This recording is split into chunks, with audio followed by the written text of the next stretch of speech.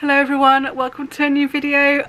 I've done it again. I can't help it. I browse eBay while we put the telly on in the evening, and if I spot a art supply bargain, I just have to get it. I hope you don't mind, but oh my gosh, I'm just loving finding all these new products that I didn't know existed, and replenishing my stock of old things that have worn out and dried up over the years. And yeah, so here we are. I'm about to unbox this package that has just arrived, and let's see what I got, because half the time they take so long to arrive, particularly when they arrive by my Hermes or Every, that I don't remember what I've ordered. So let's see what art supplies I have got this time.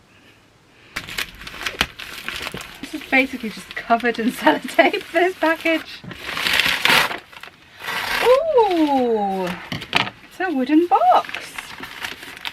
I remember this in the listing, but I wasn't sure if it actually included the wooden box.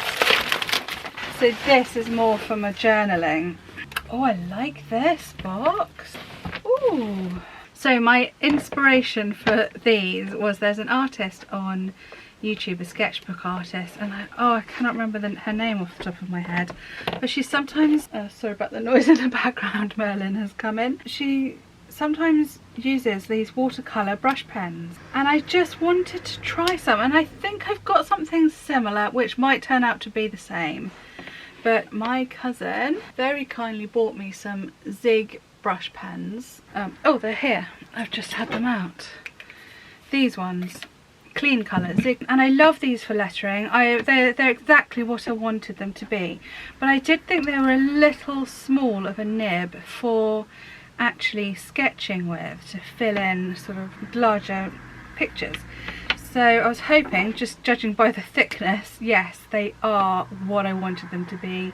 Yes, because I'm really enjoying keeping my journal and like a sketchbook of my life, doing little sketches, and I just wanted them to be a bit more colourful. So at the moment, when I do a picture, I do it in pencil first. I sketch it in pencil first, and then I go over it with pen. Anyway, you've probably seen this before if you've been here a while.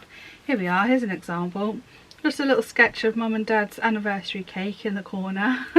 And then I'll use colouring pencils to go over the colours, which is fine, and I'm enjoying using my colouring pencils, I have to say, but I would like sometimes for it to be a little bit brighter, or just have a bit more variety. I'll be honest with you, I'm not very good at using a pen for sketching. These are a bit rubbish, these two. This is my first go with them, really. So it's going to take some practice, that's fine. I would like to do it. I'd like to practice and get good at sketching with brush pens as well. So I've got a really lovely array of colours. So I've heard good things about the Ecoline pens, and these are apparently nearly new. I'm loving these, look at all these greens. We've got 4 Winsor & Newton watercolour markers. I'll be excited to try those, because I have some Winsor & Newton alcohol markers. They just go through every paper at all, and I think they might have been a bit of a mistake, to be honest. And then we have Faber, Castell, Pitt artist brush pens. Oh, now these have been recommended to me. I'm really excited to try these. So, sorry, my brain is all over the place. My point is, I would like to do this more often, not just on special days, but on ordinary days as well, sort of keep a sketchbook. So, I'm starting a new one soon, which I've already bought and tested. So we also got some watercolours. So these are Royal Langnickel Essentials. Fine, quite basic grade watercolours, but they will definitely get used, even if it's not in my arty artwork. And then we've got some posh ones, some Winsor & Newton professional watercolours. These are pricey, so I'm glad to have a few of these. Oh, that's an interesting colour. Davies Grey on a little palette. So now I've got to decide whether I'm going to keep them in this nice case for travel, which they would be very good for travel, or do I transfer them to a pretty looking jar for my newly organised shelves up there. Okay, well, let's give these a try. The next pages in my journal, I want to do Rain's birthday. We've just done Jude's, so I'm going to save this little space here for some drawing. But I can start with the title on this page, maybe do some doodles around the edges, just for a quick try, you know. So I think I'm going to do the pink from the Faber Castell Pitt artist pens, because I did purple for Jude's because that's her favourite colour and pink is Rain's, so that makes perfect sense. And I noticed when looking, there's not really a pink in the Ecoline. It's this sort of, what I'd say is a plum sort of colour is the nearest we've got. So there is definitely a lacking, and of course a lacking in pastel colours as well. These are quite rich or quite earthy, which might be good for the landscapes, which is more what I'm likely to want them for if I'm actually going to use them for drawing. Well, I can tell you straight away that these brush pens are not the same at all as these. I thought they'd be quite similar, considering when you look at their nibs, they're quite sort of similar in size.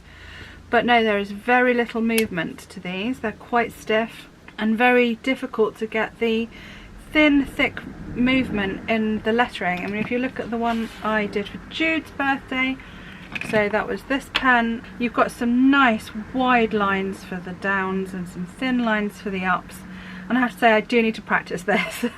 Considering these are meant to be like the best pens out of all of them, I can't say I'm impressed with the way they feel, I'll be honest. Perhaps I just need to use them a bit more. Yeah, this is not a review, this is just an initial opinion, a tryout really.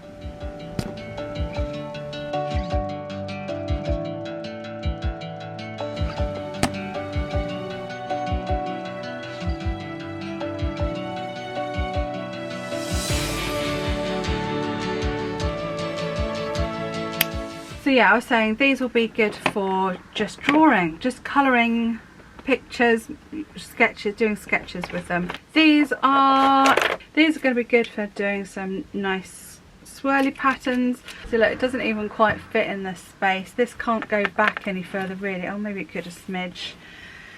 But I'm feeling like a bit claustrophobic here, and I have to say, since I did all the organising of my art supplies, I am loving having the pens in these jars. I'm already using them more often than I did before, and they're so handy to see the colour that you want rather than rummaging through a pencil case. I mean, this would work as well for that, but it just leaves me with no room. So it's time to sort these out because they're so fat and thick. They're going to be quite difficult. Let's see, the Pitt ones might fit in with these, which would be good because, again, those are like a doodling. Yes, they do. Perfect. So I've got all my doodling ones together. So I don't know if you saw my videos where I've been organising my art supplies, but I have run out. I've been using, I don't know if you get these in other countries. Yes, you do get Ferrero Rochers around the world. I think I've seen them. I've been using these a lot to store my art supplies in. This is the only one I've got left, and it's got my feathers in. These are the feathers I've kept from our chickens that sadly were killed by foxes or badgers, and this is my last little storage thing. But these could go in a jam jar, I'm thinking, because this is my last Ferrero Rocher box that I've got left. I will just have to go and eat some more Ferrero Rochers. I won't mind that. Let's see if they're going to fit. You look at that tiny pot and you think, no, there's no way that's going to fit, but I've thought that about these others and it has surprised me, so let's try it. By the way, I'm going to have a little moan about these. I did check reviews and I did check YouTube, you know, art reviewers and such like. These are definitely meant to be considered, you know, good quality, professional-esque brush pens by Ecoline. But the packaging, I mean, I'm sorry, but these look like these are designed for a 4-year-old. Compare that with the stylish ones of these with the, you know, and these have got the colour at the top, so nice and handy for being stored there. I mean, I have to admit the Zig ones are not very interesting, but they still look professional looking. I'm not sure if I like these quite as fat and chunky as they are, but they're still quite sort of stylish, being this pale grey with the colours at the end. The Winsor & Newton, I think the packaging on those is possibly the best as well. You know, that's quite stylish. But these are like I said, they're designed for like preschoolers. I'm really disappointed in the packaging of these. So they're going to end up at the back, even though they're nice and colourful. I'm afraid I like a bit of style to my art supplies as well.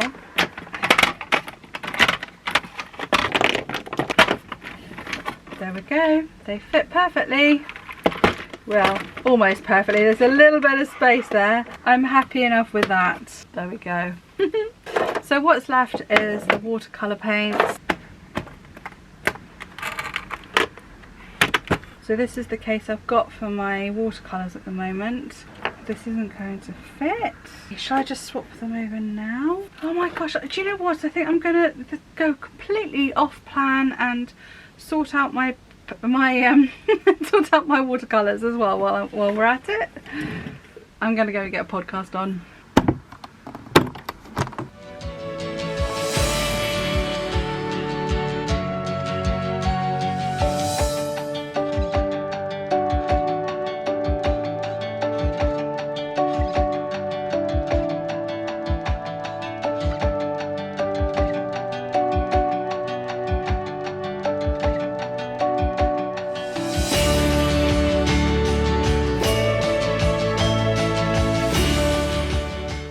Well, I think I successfully had a little sort. I now feel like at least they're not all squashed together. So this is my watercolour tray now that I will turn to. So if I want the cheaper ones that I can mess around with a bit more, they're all on the bottom level, and if I want my professional ones, they're on the top level. And this shuts quite nicely without squashing any down.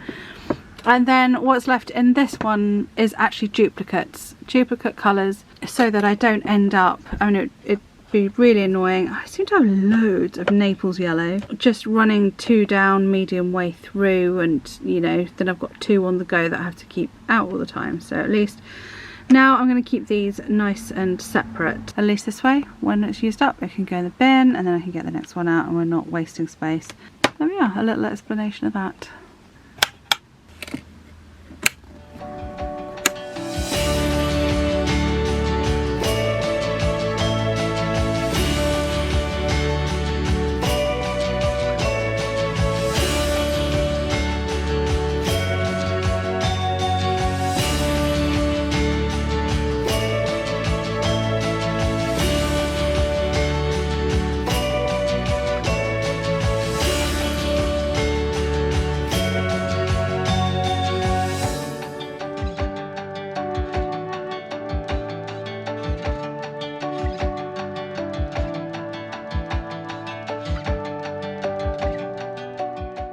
Well, those clips were actually from the end of last year. I've got quite a few bits still to catch up on. I'm afraid I am very slow getting into the swing of things this year. I hope those bits about the pens weren't too boring if you're not interested in pens. Honestly, after 8 years of being on YouTube, you would have thought I'd have got it down by now, but I think I cut out about half an hour. I went so in depth into me talking about those pens, it's ridiculous. So if there's anything else you'd like to know about them, do send me a message or put a question in the comments below. That would be fine. Honestly, I just rambled on, and I'm still worried I rambled on too much in the edit, but anyway. But yeah, I spent the days in between Christmas and New Year finishing that journal. So here we are, here's the full flip through. I'm really glad I made this book because I'll be honest, I don't always feel like bothering, even though I enjoy it. I often feel like I should be getting on with something else more important. There's always something else more important. And this does feel very frivolous and unnecessary. But I've always been compelled to record my life one way or another, mainly with photos actually. And maybe this has stemmed from me having a poor memory and the fear of forgetting. I really am scared of just forgetting things in my life.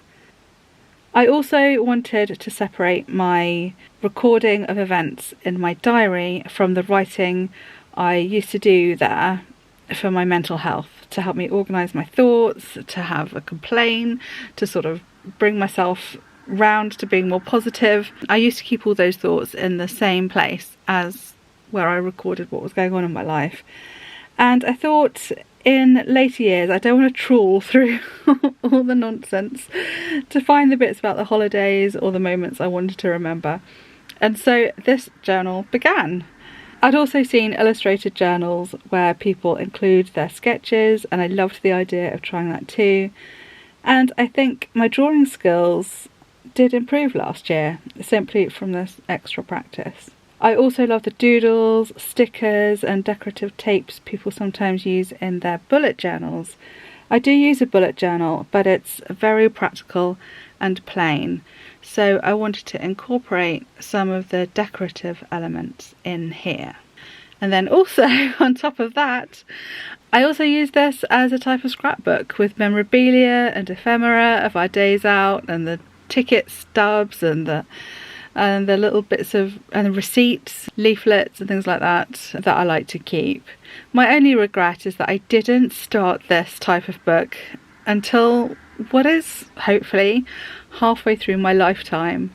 I guess there's my ego involved here too, that maybe one day after I'm dead there'll still be a stack of books representing my life, so I won't be completely gone until our children or maybe even grandchildren have the task of getting rid of them, unless they're buried with me in a ginormous tin box, I suppose. I like to think that I'll become a useful historical figure in hundreds of years' time when they're discovered and could be studied to understand our way of life.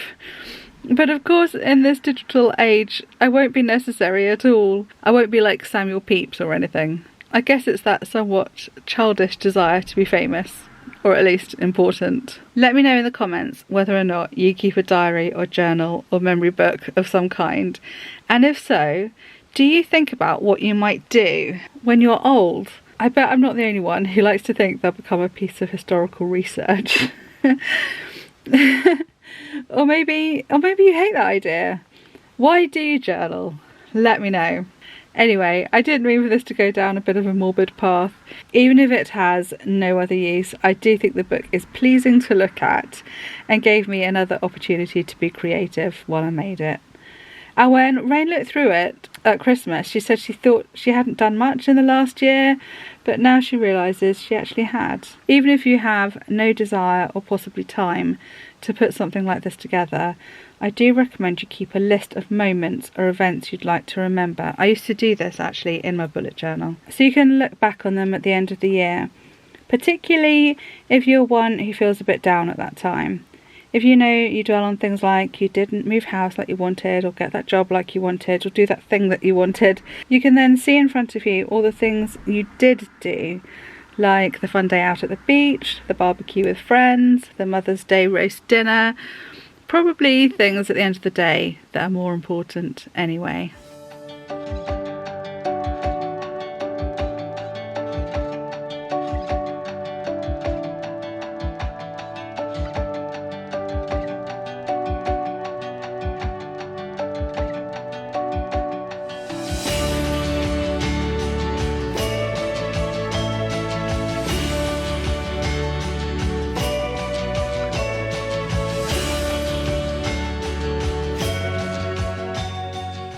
So if you'd like to know all the stories and the little tales behind all of the bits that I was journaling, then I have talked through all that in detail on my Patreon page. Actually, my Patreon page has just changed the system, but I will talk about that and explain why next time. And I'll also talk about why I've not really been on YouTube so much yet this year. I'm saying yet. I'll be back. I'll be back with more regular content. So thank you very much for being here. Thank you for being patient with me while I'm being slow at the moment with uploads. Yeah, I do appreciate you coming along and spending your time with me. If you've enjoyed this video, please give it a thumbs up. And if you're new here, please subscribe. I'd love to see you again. And take care. I'll see you again next time. Bye.